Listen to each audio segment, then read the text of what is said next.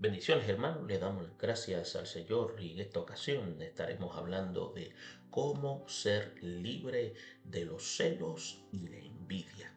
Y estaremos utilizando como documentos bases el libro o la carta del apóstol Pablo, la primera carta a los Corintios, el capítulo 7, versículo 3 al 5, como también el capítulo 13, versículo 47, y la carta de Santiago, el capítulo 3, versículo 13 al 18. Y es importante que cuando hablamos sobre el ser liberados del celo y la envidia, tenemos que entender que los celos en la vida, y especialmente en la vida conyugal, nacen de la desconfianza, mientras que de la vida cristiana derivan de la envidia, pero en ambos sentidos son malignos. Es por eso que el apóstol Santiago, en el capítulo 3, versículo 16, declara: porque donde hay celos y contención, allí hay perturbación y toda obra perversa. Es por eso que cuando estemos trabajando en este análisis tenemos que tomar en consideración al menos tres objetivos. Cómo descubrir la raíz y la causa de los celos y la envidia. Cómo vamos a luchar contra los complejos de inseguridad e inferioridad. Y cómo permitir al Espíritu Santo que limpie y sature nuestro corazón. Tomando esto en consideración, iniciamos la lectura de la primera carta a los Corintios por el apóstol Pablo, desde el capítulo 7, del versículo 3 al 5, que dice: el marido cumpla con la mujer el deber conyugal, y asimismo la mujer con el marido. La mujer no tiene potestad sobre su propio cuerpo sino el marido, ni tampoco tiene el marido potestad sobre su propio cuerpo sino la mujer. No os neguéis el uno al otro, a no ser por algún tiempo de mutuo consentimiento, para ocuparos sosegadamente en la oración y volver a juntaros en uno, para que no os tiente Satanás a causa de vuestra incontinencia. En el capítulo 13 de esa primera carta, el versículo 4 declara: el amor es sufrido, es benigno. El amor no tiene envidia, el amor no es jactancioso, no se envanece, no hace nada indebido, no busca lo suyo, no se irrita, no guarda rencor, no se goza de la injusticia, mas se goza de la verdad. Todo lo sufre, todo lo cree, todo lo espera, todo lo soporta. En la carta de Santiago, en el capítulo 3, del versículo 14 al 16, declara: pero si tenéis celos amargos y contención en vuestro corazón, no os jactéis ni mintáis contra la verdad, porque esta sabiduría no es la que desciende de lo alto, sino terrenal, animal y diabólica. Porque donde hay celos y contención, allí hay perturbación y toda obra perversa. Como nosotros sabemos, el Espíritu Santo puede hacer que los cristianos sean las personas que más bien se lleven entre sí, sin celos, sin envidias, sin rivalidades. Pero tenemos que entender que para que esto pueda llevarse a cabo, es importante que el creyente deba seguir las directrices que el mismo Dios ha declarado en su palabra. Por lo tanto, la función del Espíritu Santo, que es guiar a través de la palabra, es lo que nos permite entonces que nosotros asumamos una postura de obediencia, para que entonces podamos contrarrestar toda esta conducta maléfica. Por lo tanto, es importante que a través de la lectura ya realizada tenemos que trabajar también con la falta de comprensión conyugal, en la cual produce celos. También vamos a ver que el verdadero amor cura las malas relaciones, y vamos a ver que la sabiduría que viene de lo alto, entiéndase de Dios, es la que elimina los celos y la envidia. A través de este análisis vamos a abordar los temas de los celos y la envidia como lo que se conocen como males sociales, que de una manera u otra tenemos que ver afectan las relaciones también de los cristianos. Los celos conyugales son lo que se llaman sentimientos provocados por lo que nosotros podemos decir dos clases de situaciones. La incomprensión entre los cónyuges a sabiendas o inconscientemente y la falta de amor conyugal, manifestada en hechos y actitudes que despiertan sospechas de lo que nosotros conocemos como infidelidad y deslealtad en algunas personas. Sin embargo, los celos conyugales son lo que se llama el reflejo de inseguridad, falta de confianza en sí misma, y en otros lo que se conocen por complejos de inferioridad. Por eso, a nivel de hermanos y condiscípulos en Cristo, también pueden darse lo que se llaman fenómenos de los celos y la contención, mejor traducida como lo que el apóstol Santiago llama rivalidad y la competencia entre miembros de la congregación, en la cual surgen como resultado de la falta del verdadero amor cristiano. Solo cuando rendimos nuestra vida a la voluntad y a la dirección del Espíritu Santo, nuestras relaciones también en el hogar como en la iglesia son agradables, también son constructivas y también son duraderas. Es por eso que cuando entramos ahora al análisis de la lectura que acabamos de realizar, podemos ver que la falta de comprensión conyugal produce celos. Cuando analizamos lo que el versículo 3 y 4 nos quiere indicar, los celos constituyen ser sentimientos del alma que surgen cuando existen indicios o posibilidades de infidelidad y deslealtad. El lado bueno del celo se ve tanto en Dios como en los cristianos. El Señor es celoso en cuanto a su santo nombre y también manifiesta su celo cuando castiga la deslealtad de su pueblo. Israel siempre provocó celo en Dios adorando ídolos. Por otro lado, a los cristianos se les requiere que sean un pueblo propio de Dios, celoso de buenas obras. Además, el mismo Jesús reprende al creyente que es tibio e indiferente, exhortando a que sea celoso, que también su manera de ser y que también corrija las anomalías mencionadas como aparece en la carta de la Odisea, como se escribe en Apocalipsis capítulo 3 versículo 19. Por lo tanto, los celos, como lo que se conoce una pasión o un sentimiento enfermizo del género humano, son una actitud de envidia y resentimiento. Bien tituye ser lo que parece tener una condición en la cual afecta directamente al ser humano y cambia toda su perspectiva de pensamiento. De acuerdo con Salomón, los celos entre esposos son lo que se llaman duros como el sepulcro, son como brasa de fuego y fuerte llama. Los celos conyugales surgen por situaciones lo que se llaman anormales en las relaciones de pareja. El apóstol manda que ambos cumplan con sus deberes íntimos como esposos. Cuando dice que el marido cumpla con la mujer el deber conyugal y asimismo la mujer con el marido, usted puede notar que es un llamado cuando se utiliza el deber. Es uno de los aspectos básicos del matrimonio, el cual suele considerarse como un verdadero placer otorgado por Dios el Creador a ambos. No obstante, a veces el acto conyugal pierde ese encanto y su valor. Eso es producto de que cuando todo eso se ve afectado, algunos le llaman por causa de la pérdida de esa dinámica relacional. Hay personas que por ciertas inconveniencias, por malas interpretaciones o por falta de comprensión, dejan de disfrutar del privilegio y la bendición de la sexualidad en el matrimonio.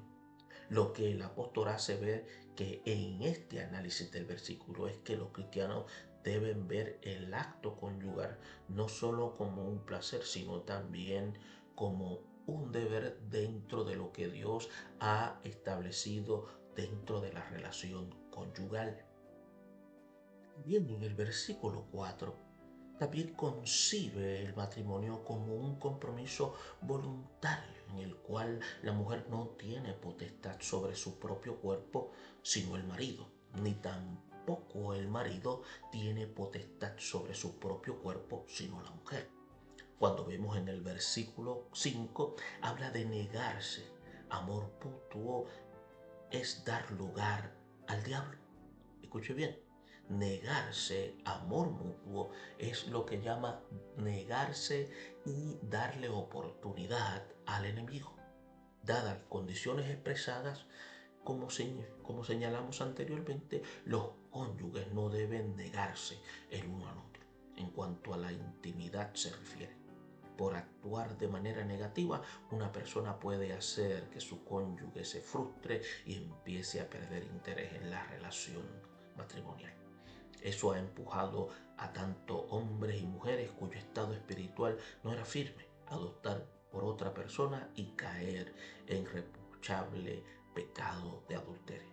La persona que se niega a su cónyuge está dando lugar a que éste o ésta empiece a sospechar que dicha renuencia indica preferencia por una relación extramarital.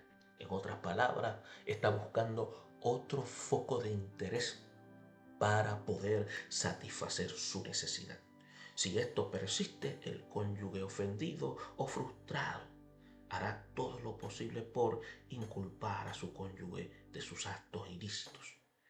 Aunque nosotros entendemos claramente que la conducta de otra persona no define la nuestra.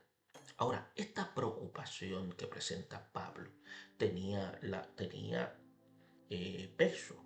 Por lo tanto, los esposos cristianos no deben dar lugar a que su cónyuge dude de su conducta. Por lo tanto, el secreto infalible de una relación saludable, estable y feliz es que la persona no solo debe ser fiel a su cónyuge, sino que también debe mostrarlo y no dar lugar a las dudas. Las apariencias de infidelidad hacen mucho mal porque no solo siembran sospecha en otros, además que empiezan a alimentar esperanza de un desliz en las otras personas involucradas. Así es como lo que empieza con una simple broma o una apariencia termina a veces con un lamentable fracaso. Muchos de los casos de adulterio tuvieron su origen en una actitud negativa, aburrida e indiferente de uno de los cónyuges. Es por eso que el deber de esposa y esposo cristiano es mantener el fuego romántico, su matrimonio y luchar por satisfacer mutuamente. Que los problemas que surgen a su alrededor, mejor dicho, ya sean de tipo económico, de disciplina hogareña o de tensiones externas, no eviten la intimidad. Y déjeme decirle, amado hermano, muchos utilizan la frase de mantener la llama del amor encendida. Es hacer que la relación madure. Escuche bien, hacer que la relación de pareja madure. Y es importante porque la parte de la relación sexual, que es una parte que es fisiopsicológica, es una parte que también es temporera. Porque llegará un momento donde ya las parejas no podrán practicar la actividad sexual.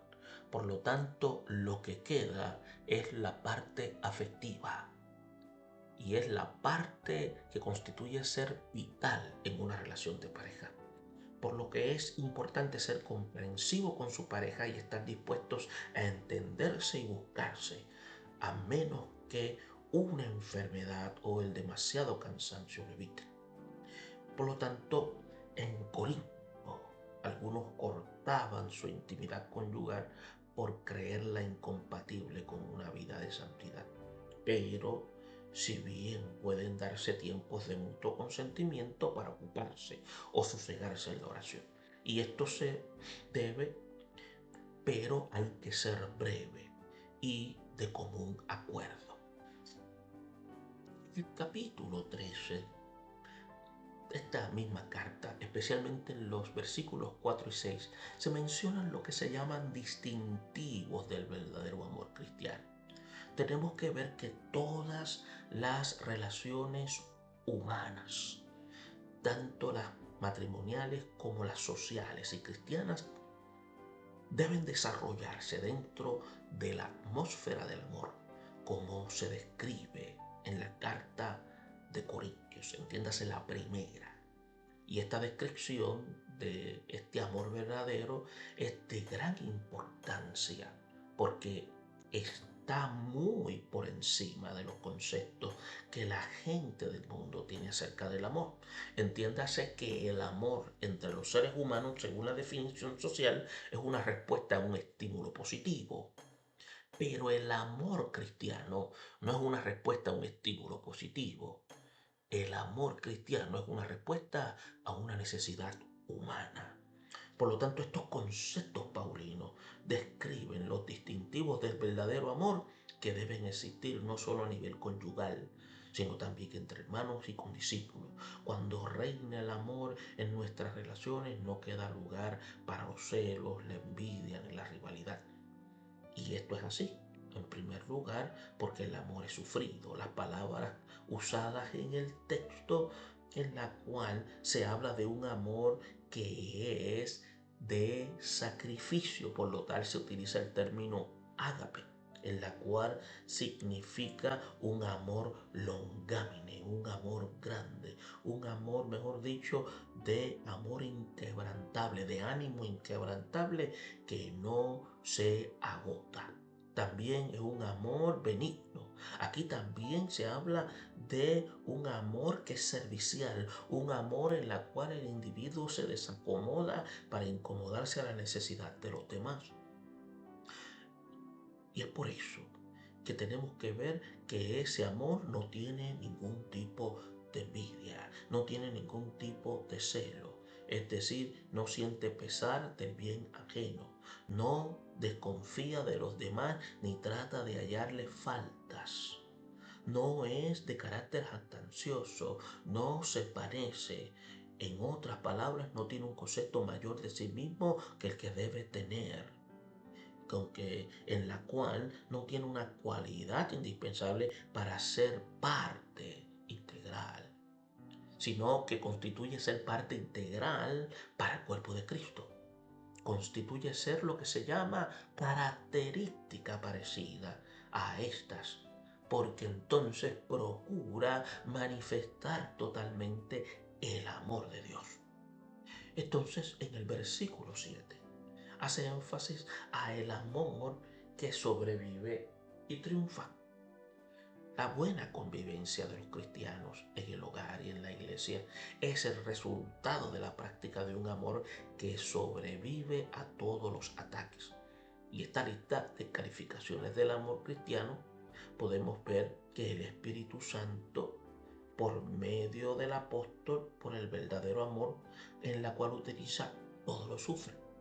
Es por eso que esa frase significa todo lo excusa, refiriéndose a la capacidad de perdonar, tolerar.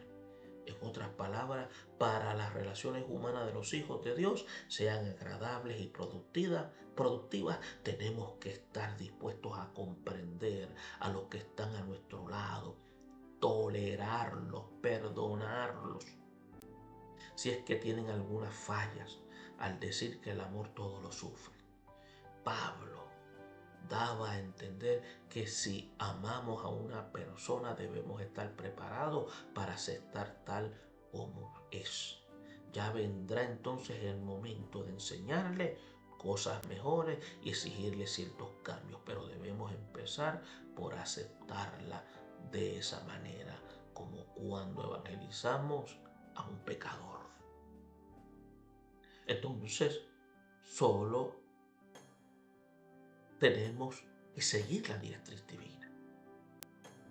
Es por eso que los celos, las sospechas y la malicia desaparecen cuando empezamos a crecer a otros en el lugar de desconfiar de ellos. Claro está que como cristianos no debemos dejarnos engañar por los que con mala intención nos quieren obligar a creer en sus mentiras. Pero para esto nos da el Señor sabiduría de lo alto y discernimiento de espíritu. Finalmente, se estipulan para el verdadero amor fraternal lo que se llaman dos cualidades especiales. La primera, se dice que todo lo espera.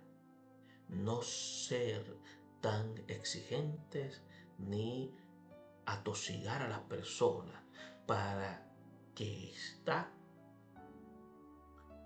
lo que se llama atosigándolos. Bien, como segundo aspecto, todo lo soporta. Además, indica que permanece fiel bajo cualquier circunstancia. No es como esos creyentes que huyen de la iglesia, abandonan proyectos ante los primeros problemas. El verdadero amor al Señor, al prójimo, especialmente al ser querido, es que demuestra quedando firmes hasta el final. Es por eso que cuando vemos los versículos 13 y 16, observamos lo siguiente de la carta que escribe Santiago en los versículos del capítulo 3, los versículos 13 al 16, que la gran pregunta que él hace de manera retórica, y entiéndase que la pregunta retórica es esa pregunta que se hace pero que no se espera respuesta porque la respuesta está dentro de la pregunta. Entonces dice, ¿quién es sabio y entendido entre vosotros? Entonces se empezó a oír desde tiempo muy antiguo la búsqueda incesante, mejor dicho, de hombres y mujeres sabios y entendidos que querían vivir en paz y armonía entre los suyos. Y todavía eso sigue en pie. 7 siglos antes de Cristo, un profeta contemporáneo de Isaías preguntó, ¿quién es sabio para que entienda esto? Y prudente para que lo sepa. Eso lo dijo Oseas. Buscaba este vocero de Dios a alguien que quisiera volverse su necedad y pecado a la gracia sublime del Señor. En el siglo IV antes de Cristo, un pagano griego, conocido como Diógenes, el cínico, andaba a mediodía por las calles de Atenas con una lámpara encendida y a todos les preguntaba qué buscaba. Entonces él respondía, busco a un hombre. Entonces, medio siglo después, y creo después de Cristo, el hermanastro del Señor escribió a los cristianos de la dispersión, abogando por una sabiduría práctica, aplicada a la vida diaria, más que a los formalismos religiosos. Es por eso que en el versículo 13, este dinámico escritor lanzó otra vez la pregunta incontestable. ¿Quién es sabio y entendido entre vosotros? Por si alguien se atrevía a presentarse con falsas credenciales, reclamando los títulos de sabio y entendido. Es por eso que Santiago impone la condición necesaria para comprobarlo. Muestre por la buena conducta sus obras en sabia mansedumbre. Es por eso que es quien es sabio y entendido entre ustedes, que lo demuestre con su buena conducta, mediante las obras, con la humildad que le da su sabiduría. Podemos ver que es evidente, pues que en este pasaje se busca un cristiano sabio y entendido que puede vivir con semejante y sin celos amargos, ni contención, ni rivalidad. Los celos, la envidia y la rivalidad, como sabemos, son actos y actitudes provenientes de una sabiduría terrenal, animal y diabólica. Cuando se desarrolla entre los cristianos una atmósfera de competencias, rivalidades, envidias y celos carnales, la presencia del Señor no se deja sentir. Al contrario, cuando en una familia, en un grupo de creyentes o incluso en la iglesia se genera este tipo de toques, lo que viene inmediatamente es la perturbación y toda obra perversa. Dado este ambiente, la próxima obra del diablo es lo que se llama dividir esa congregación y provocar la caída de muchos. Versículos 17 y 18. Podemos ver que la sabiduría se ve en los frutos espirituales. Por eso Santiago enfatiza la necesidad de pedir al Señor una gran cosecha de frutos espirituales. La sabiduría, que es de lo alto, según menciona el versículo 16, trae pureza y santidad, paz, amabilidad, servicio y misericordia. Por eso es que en las relaciones cristianas de esta clase no hay lugar para la incertidumbre ni la hipocresía. La incertidumbre confunde a la gente porque no saben a qué atenerse o qué esperar de nosotros. Sin embargo, la hipocresía engaña a muchos y da lugar a unas relaciones falsas y fructíferas. La cadena de conceptos que presenta Santiago hace muy bien eh, el señalamiento, en otras palabras, que tiene sentido. La sabiduría se muestra con mansedumbre para la aplicación del amor y la misericordia entre los hijos de Dios. El Espíritu Santo nos exige por medio de lo que el apóstol Santiago señala, que nos prestemos para que se produzca un ambiente de paz entre cada uno de nosotros. Esto debe ser así porque el fruto de la justicia se siembra en paz para aquellos que hacen la paz. Si queremos ser libres de los celos y la envidia, tenemos que someter vuestra vida al Señor y dejar que el Espíritu Santo desarraigue que todo impulso carnal de nuestro cuerpo salga. Entonces, es por eso que el Señor quiere encontrar en su próxima venida una iglesia que esté libre y que no tuviese lo que se llama mancha y arruga de cosas semejantes, sino que fuese lo que se llama limpia de todo este tipo de comportamiento. La pregunta es, ¿estamos dispuestos a ser miembros de esa congregación que es la del cuerpo del Señor Jesucristo? Es por ello, los cristianos debemos mantenernos vigilantes contra todo brote y actitud pecaminosa que puede alterar la conducta y desagradar al Señor.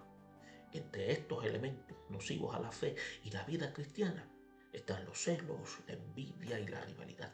Los celos constituyen ser un mal que afecta directamente la vida conyugal. También sabemos que hay un lado positivo en el celo como prerrogativa divina, pues la Biblia presenta a Dios como celo de su nombre y de su pueblo, y también se manda que la iglesia sea un pueblo celoso de buenas obras. No obstante, los celos humanos son sentimientos provocados y expresados como actitudes pecaminosas, como la de confianza y la malicia, la inseguridad y los complejos de inferioridad. Por otra parte, los celos conyugales podrían ser eliminados si se siguieran las instrucciones de la palabra de Dios en cuanto a la expresión plena y la santa vida sexual. Las relaciones humanas de los cristianos, tanto a nivel matrimonial como entre hermanos y condiscípulos, debe estar lo que se llama saturada del verdadero amor, cuyas características se dan como lo presenta el apóstol Pablo en la primera carta de Corintios, en el capítulo 13 del 4 al 7. Y cierra con la carta de Santiago, que un escritor en la cual aboga por la práctica de la verdad, la sabiduría y la santidad, en la cual nos manda a poner en acción los frutos espirituales en la vida diaria.